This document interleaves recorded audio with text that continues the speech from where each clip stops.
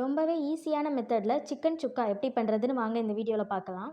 ஒரு 3 வெங்காயம் எடுத்து நீளமாக இந்த மாதிரி சாப் பண்ணி எடுத்துக்கணும்.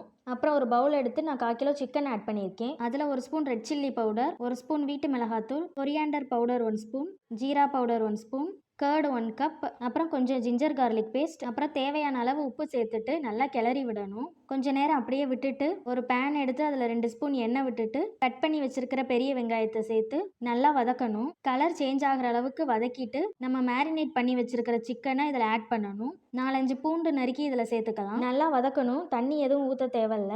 அதுலேருந்து வர தண்ணியே போதுமானது. அப்பப்போ லைட்டாக கிளறி மட்டும் விடணும். ஒரு 10 மினிட்ஸ் கழித்து தண்ணியெல்லாம் வற்றி எண்ணெய் பிரிஞ்சு வந்துடும். அப்புறம் நம்ம ஸ்டவ் ஆஃப் பண்ணிடலாம். இதை சாதத்தில் போட்டு பிசைஞ்சு சாப்பிடும்போது அதோட டேஸ்ட் வேறு லெவலாக இருக்குங்க. நீங்களும் உங்கள் வீட்டில் ட்ரை பண்ணி பாருங்கள். இதோட டேஸ்ட் கண்டிப்பாக உங்களுக்கு பிடிக்கும். இன்னும் நிறைய இந்த மாதிரி ரெசிபிஸ் தெரிஞ்சுக்க என்னோட சேனலை சப்ஸ்கிரைப் பண்ணிக்கோங்க. தேங்க்ஸ் ஃபார் வாட்சிங். டாடா.